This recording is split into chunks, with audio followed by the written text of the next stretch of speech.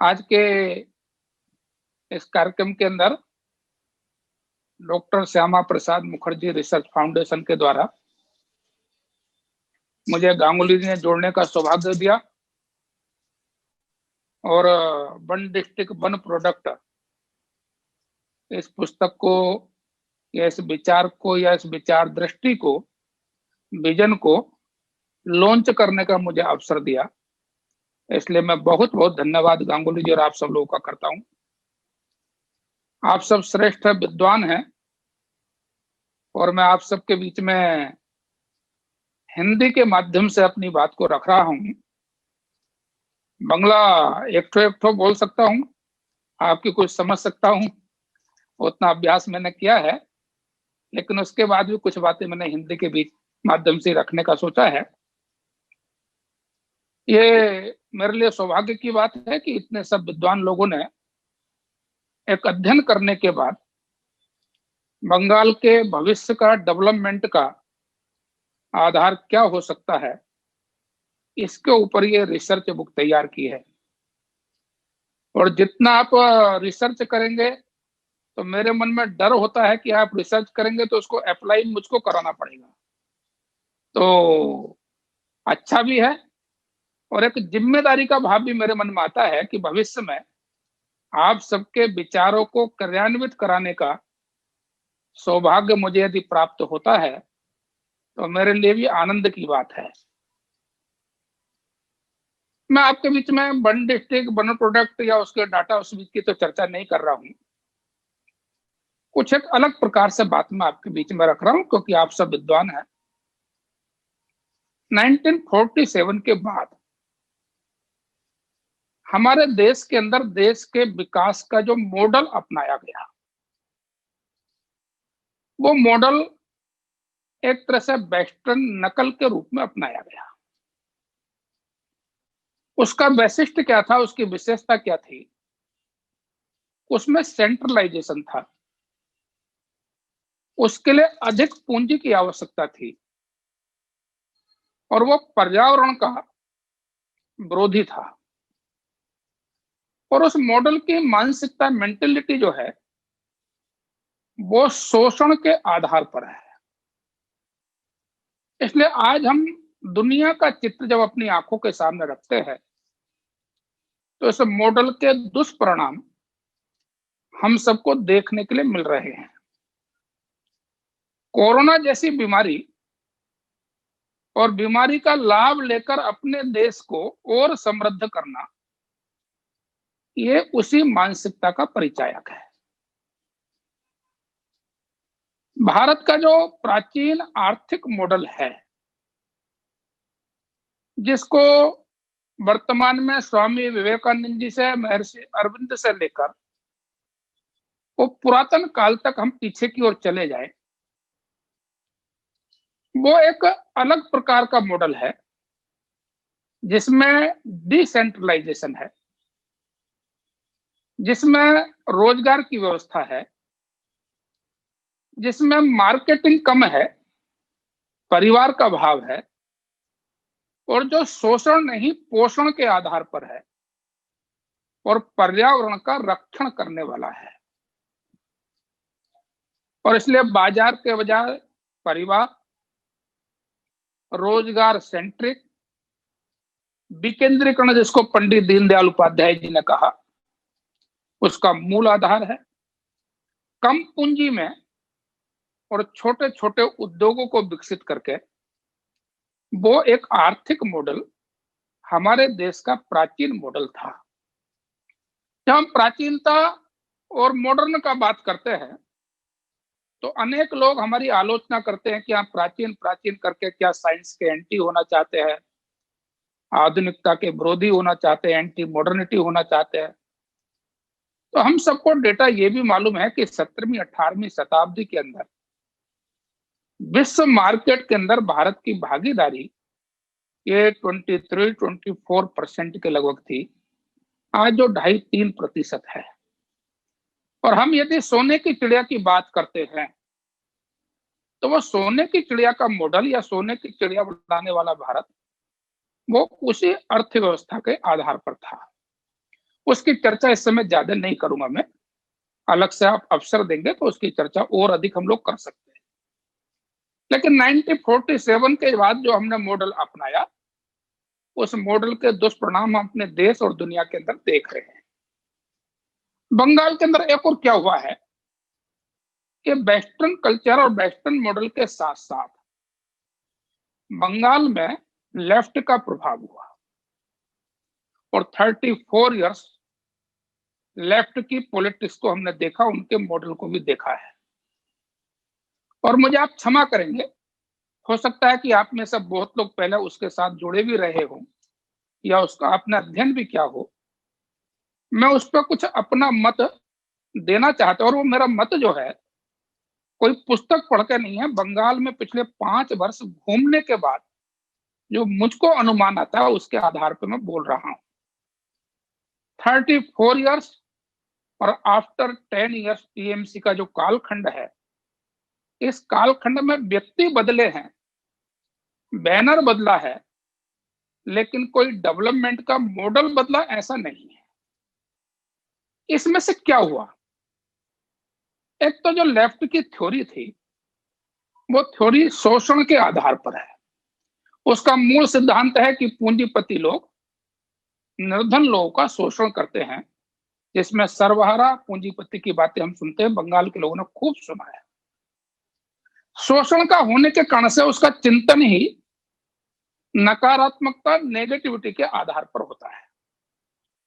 आज जब मैं बंगाल का अध्ययन करता हूं तो मैं एक अनुभव पाता हूं कि बंगाल के अपने इस नौजवान के अंदर कहीं ना कहीं ये नकारात्मकता का भाव स्थायी रूप से बैठ गया है।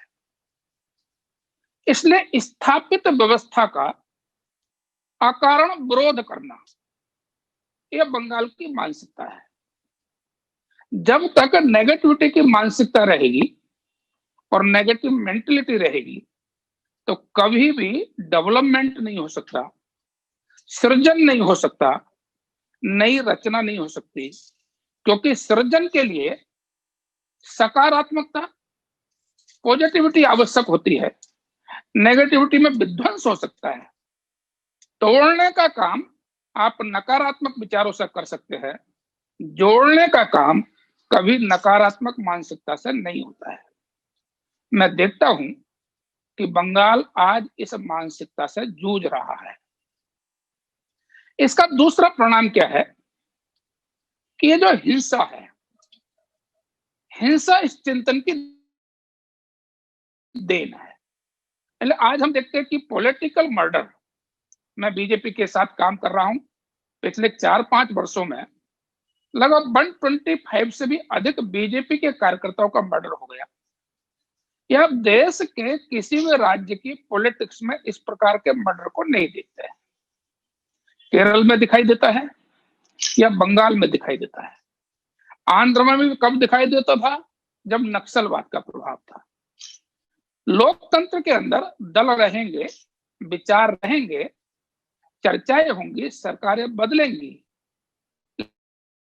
लेकिन अपने से विरोधी विचार के लोगों को हत्या करके समाप्त करना, ये भारतीय चिंतन की विशेषता नहीं रही है। अपने कहा गया, बादे बादे जायते तत्व बोधा। हम जब परस्पर विचार विमर्श करते हैं, तर्क वितर्क करते हैं, तो उसमें से भी तत्व की जानकारी होती है, वो भी निकल कर आता है। और ले हिंसा ये नेचर में आ गया। ले छोटा भी जुलूस होगा। कभी कभी मैं कहता हूं कि जिन बच्चों के हाथ में लैपटॉप होना चाहिए, कंप्यूटर होना चाहिए, उनके हाथ में पत्थर है। मार रहे हैं, किसको मार रहे हैं उनको भी नहीं मालूम है। मारने का दुष्परिणाम क्या होगा ये भी उनको मालूम नहीं है, बस मार रहे हैं। ये जो हिंसा की मनोवृत्ति है, ये आज बंगाल के लिए सबसे बड़ा संकट का और कष्ट का विषय दिखाई देता है। तीसरी बात मुझको लगती है कि उद्योग के विपरीत लेफ्ट की मानसिकता होने के कारण से यूनियन की बात करना, पूंजीपति तो शोषण करता है। इस मानसिकता के कारण से क्या हुआ, आज देखते हैं कि श्यामा प्रसाद मुखर्जी से लेकर तत्कालीन उस समय के जितने भी लोगों ने बंगाल के उद्योग के विकास की नीति बनाई थी और कारखाने विकसित किए थे, आज वो सब बंद हो गए हैं। और इसलिए ये जो यूनियनबाजी है, ये जो मानसिकता है, इस मानसिकता ने बंगाल के विकास को अवरुद्ध किया है। डेटा आप निकालिए, हमारे दीपांकर दा जैसे लोग उसको अध्ययन कर सकते हैं। मैं तो इतना बताता हूं कि जब मैं बंगाल को देखता हूं तो पूर्वी Uttar Pradesh, eastern UP and Bihar and Jharkhand and Orissa, इस सबके लोग बंगाल में रोजगार के लिए आते थे। क्यों? तो इनको रोजगार मिलता था, कलकत्ता प्रसिद्ध था। लेकिन आज बंगाल के लोग को रोजगार ढूंढने के लिए मुंबई, पुणे, बेंगलोर, दिल्ली ये जाना पड़ा है। उल्टा क्रम हो गया। कारण क्या है कि रोजगार जिन उद्योगों से मिलता था वो हमने यूनियन के कारण से सब बंद कर दिए। और इसके कारण से है ये जो मानसिकता है, इस मानसिकता ने बंगाल के विकास को अवरुद्ध किया है। दीदी आई, दीदी को बंगाल की जनता ने सोचा कि 34 ईयर्स जो शासन यहाँ पे चला, वो हिंसा, वो नेगेटिविटी समाप्त होगी और समाप्त होकर एक नया विकास होगा। लेकिन क्या हुआ? आज के समय बंगाल के अंदर आतंक की एकमात्र फैक्ट्री चल रही है। अभी मुर्शिदाबाद में आपने देखा, लोग पकड़े गए। क्यों? क्योंकि तोषण की जो राजनीति है, इस राजनीति ने बंगाल की सुरक्षा और बंगाल की शांति को संकट में डाल दिया। और बंगाल की सुरक्षा और बंगाल की शांति कहना ठीक मात्र नहीं है, देश की सुरक्षा को ही संकट में डाल दिया, क्योंकि आतंक है। जिस पार्टी के अपने ही कार्यक्रम और कार्यालय के अंदर एक दूसरे को मारने के लिए बम का उपयोग हो रहा है, उस पार्टी और उस दल से हम बंगाल के 10 करोड़ लोगों की सुरक्षा का विचार कैसा कर सकते हैं?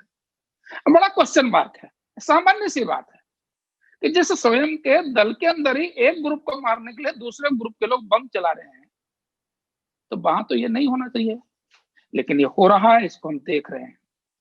प्रशासन पार्टी चलाने का काम कर रहा है और इसलिए कानून व्यवस्था एक बड़ा क्वेश्चन बंगाल के अंदर है। मैं घुसपैठ, अनुप्रवेशकारी इसकी चर्चा बहुत नहीं कर रहा, कोई अन्य विषय की चर्चा नहीं कर रहा, लेकिन एक मूलभूत विषय की मैं चर्चा आपके बीच में कर रहा हूं। बाबा साहब भीमराव ने कहा कि ये देश के विकास के लिए एग्रीकल्चर और इंडस्ट्री, ये दोनों का समायोजन होगा तभी विकास संभव है। केवल एक के विकास से देश का विकास संभव नहीं, क्योंकि आप रोजगार सबको दे नहीं सकते।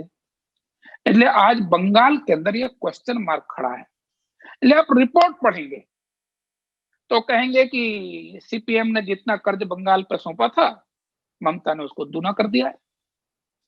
ममता दीदी के जो डिपार्टमेंट है, हेल्थ हो, अन्य डिपार्टमेंट हो, आज उन्हीं पे संकट खड़ा है। लेकिन मैं आज के इस कार्यक्रम में कोई ममता दीदी और टीएमसी और सीपीएम को आलोचना करने के लिए, आलोचना नहीं, बंगाल का आलोचना नहीं, मैं हिंदी का आलोचना बोला, लेकिन आरोप करने के लिए नहीं बैठा। एक चित्र आपके सामने में खींचा है। अब विकास की आवश्यकता क्या है? देखिए, मैं जैसा मानता हूं, जब तक किसी भी राज्य के अंदर कानून व्यवस्था, सुरक्षा, शांति इसकी गारंटी नहीं होगी, तब तक इंडस्ट्री डेवलप नहीं हो सकती। आज आप उत्तर प्रदेश को देखिए, उत्तर प्रदेश के अंदर भी इसी प्रकार का अपहरण, फरोती, लूट, भ्रष्टाचार था। इसलिए इंडस्ट्री वहां से वापस गया।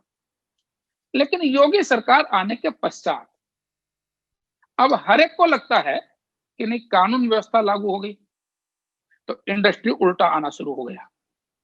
और मैं डेटा का यदि उल्लेख करूं तो आप सबकी जानकारी के लिए, इस पिछले दिनों में 22 लाख लोगों को, 22 लाख लोगों को रोजगार देने का काम ये योगी सरकार ने किया है।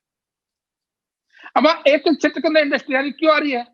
कि हर इंडस्ट्री वाले को लग रहा है कि जब मैं अपनी फैक्ट्री लगाऊंगा तो कोई यूनियन वाला नहीं आने वाला है, जब मैं अपनी इंडस्ट्री लगाऊंगा तो कोई बदमाश मुझसे फरोती मांगने वाला नहीं है, मैं इंडस्ट्री लगाऊंगा तो मेरे लड़के का अपहरण नहीं होगा, मेरे काम को रोका नहीं जाएगा, तो मुक्त हस्त लोगों ने अपना खर्च करना प्रारंभ कर दिया। लेकिन बंगाल के अंदर जब तक हम शांति और सुरक्षा की गारंटी नहीं देंगे, तो हमारी सारी ही योजनाएं विकास की वो धरातल पर नहीं उतरेंगी, केवल नारेबाजी रहेगी। आज बंगाल में बंगाल की सरकार ये देने की स्थिति में नहीं है। इसलिए जो मॉडल हमने बनाया है, मॉडल श्रेष्ठतम है। मैं भी उस मॉडल पर बहुत चर्चा कर सकता हूँ कि हुगली के अंदर क्या हो सकता है, पुरुलिया के अंदर क्या विशेषता है, बर्धमान के चावल के लिए हम क्या कर सकते हैं, बीरभूम के चावल सेंट्रिक इंडस्ट्री क्या हो सकती है, मैं साउथ चौबीस परगना में फिशरीज के लिए क्या हो सकता है, प्रधानमंत्री ने आत्मनिर्भर भारत के बारे में क्या क्या क्या डाटा बोल सकता हूँ मैं आपके बीच में। मैंने एक बार बोला है, लेकिन मैंने एक मौलिक क्वेश्चन आपके बीच में उठाने का प्रयास किया है।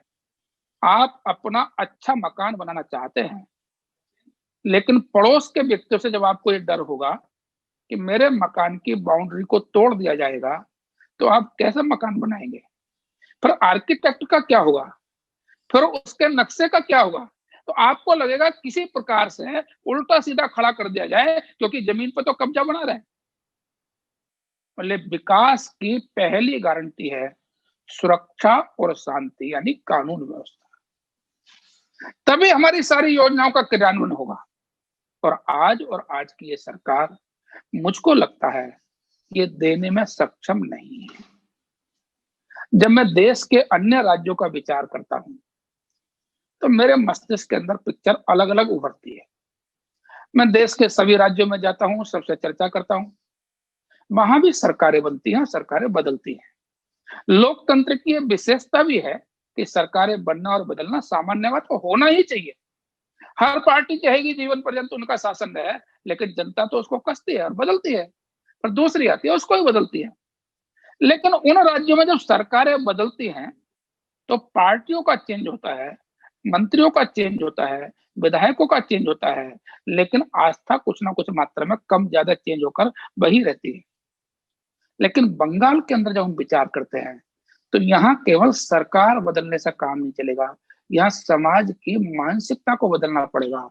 क्योंकि मैं अपने डाटा में एक बात बोलता हूं कि 34 ईयर्स में यदि आप 34 साल के शासन में, और जब शासन आया था उस समय जो 8-10 साल का बच्चा था, जिसका अपना कोई चिंतन विकसित नहीं हुआ था तब तक, मोटा मोटी यदि आप कहेंगे तो 45 ईयर्स जिन व्यक्तियों की आयु है, उन्होंने लेफ्ट देखा है, लेफ्ट पढ़ा है, लेफ्ट जिया है, लेफ्ट सुना है। इसके कारण से मैं हंसी मजाक में बोलता हूं कि कोई भी पार्टी है, विद बीजेपी बोल रहा हूं, यदि बंगाल में कोई सिस्टम चलता है तो मेंटलिटी के तौर पर लेफ्ट की स्टाइल से चलता है। यदि बंगाल के इस नेचर के अंदर स्वामी विवेकानंद जी, रामकृष्ण परमहंस, महर्षि अरविंद, उनकी दृष्टि, उनका विजन, उनका चिंतन, उनकी पॉजिटिविटी, उनका विचार, उनका संस्कार, यदि ये बंगाल के समाज के अंदर उसको हम इंजेक्ट नहीं करेंगे या उसको पुनर्स्थापित नहीं करेंगे, तो सरकारें बदलेंगी, बंगाल नहीं बदलेगा। और इसलिए मेरे सामने दो प्रकार की चुनौती मैं देखता हूं।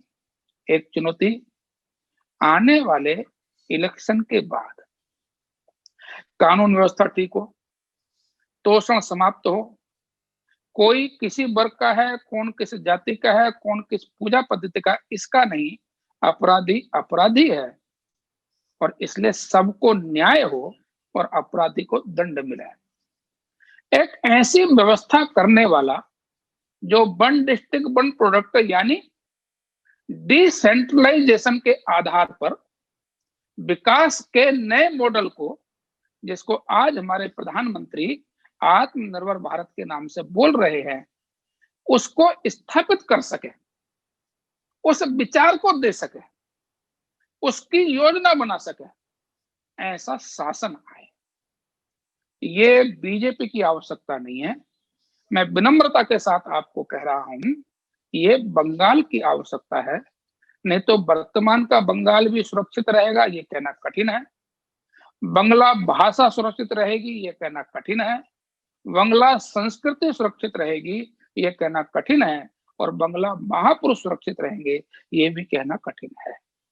और इसलिए बंगाल के इस समृद्ध विरासत को जीवन में उतारने वाले, उस पर आस्था रखने वाले, पॉजिटिव मानसिकता लेकर प्रतिबद्धता के साथ बंगाल का विकास करने वाला शासन का परिवर्तन बड़ा आवश्यक है।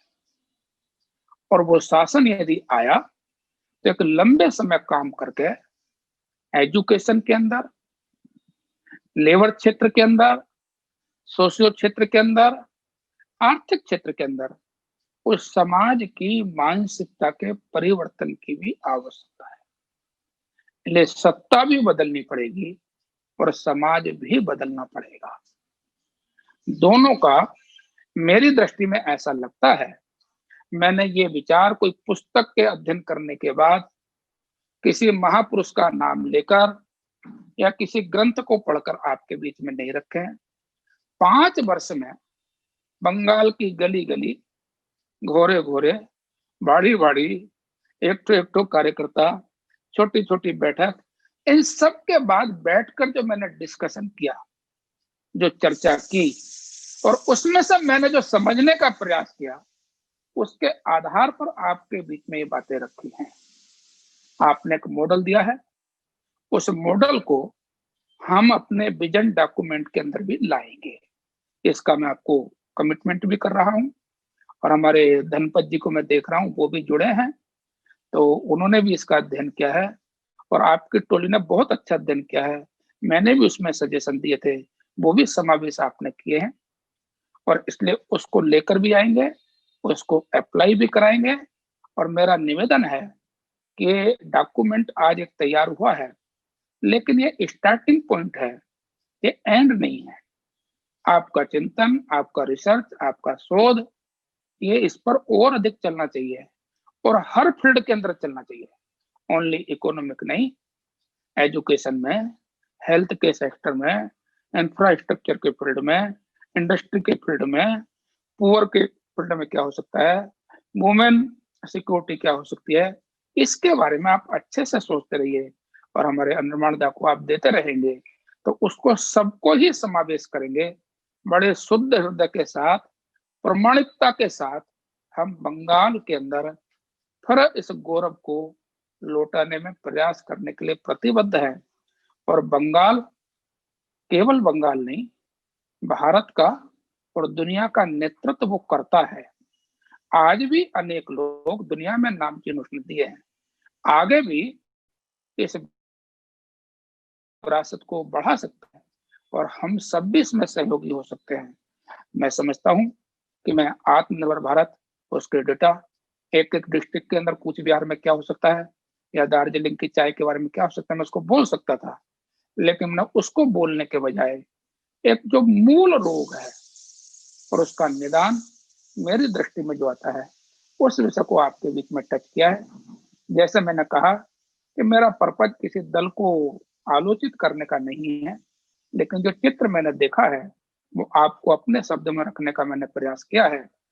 और इसलिए ये जो बंगाल के अंदर का 40-50 साल के अंदर जो एक तरह से पतन की ओर, डिटोरेशन जिसको बोलते हुए गया है, उसको हम उत्थान की ओर तभी ले जा सकते हैं जब हम एक सकारात्मक दिशा और अच्छा सुशासन, पारदर्शी सुशासन, ईमानदारी के साथ, कैसा दुर्भाग्य का विषय है, मुझे कष्ट होता है बोलते हुए, अभी हमने 5 तारीख को 133 स्थानों पर धरना किया। 1,05,47 लोग उसके साथ जुड़े। क्या था? प्रधानमंत्री जी ने 1,000 करोड़ रुपए दिया अम्फान के लिए, लेकिन अम्फान में जिसका 4 तल्ला बिल्डिंग था उसको सहायता मिल गई और अम्फान में जिसका नुकसान हुआ था वो बेचारा रोता रह गया। हमने उसके लिए धरना किया।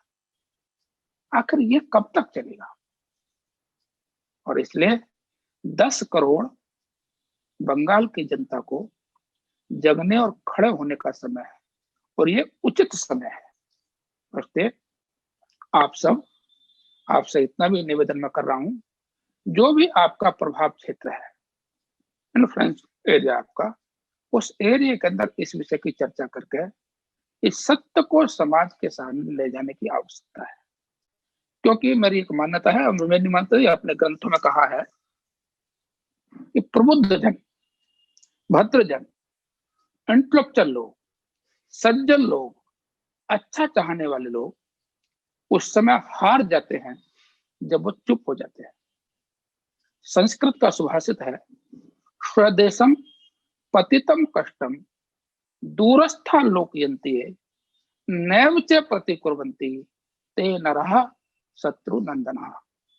जब अपना देश संकट में पड़ा हो, तब जो लोग दूर खड़े देखते रहते हैं और प्रतिक्रिया नहीं करते, रिएक्शन नहीं करते, प्रतिकार नहीं करते, उनको देखकर शत्रु प्रसन्न होता है या शत्रु को आनंद देने वाले होते हैं।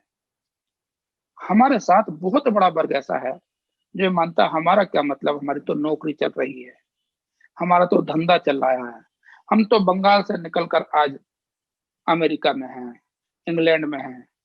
लेकिन नहीं, ऐसे सभी भद्रजनों में इस समय सक्रियता निर्माण करनी चाहिए, तभी बंगाल बचेगा और बंगालीपन बचेगा, बंगला संस्कृति बचेगी। और इसलिए मेरा निवेदन है, गांगुली जी क्या मुझसे बुलवाना चाहते थे मुझे पता नहीं, क्या आप सुनना चाहते थे वो भी मुझे पता नहीं, लेकिन मेरे मन को जो विचार आया मैंने अपने टूटे फूटे शब्दों में आपके बीच में रखा है। क्षमा याचना के साथ मैं अपनी बात को यहीं पर रोक रहा हूँ। मुझे कार्यकर्ता मिलने भी आने वाले हैं और आपने धैर्य के साथ मुझे सुना और ये अवसर मुझे गांगुली ने दिया। फिर से उनको धन्यवाद देते हुए मैं अपने शब्दों को विराम दे रहा हूँ। जब मुझे जैसा और जहां कहेंगे, मैं आपके साथ पूरी तरह खड़ा हूँ और आपके सपोर्ट के लिए खड़ा हूँ, और हम दोनों मिलकर, आप और हम, बंगाल के सपोर्ट के लिए खड़े हूँ। इतना निवेदन करते हुए मैं अपने शब्द समाप्त कर रहा हूँ। सभी को नमस्कार। भारत माता की जय।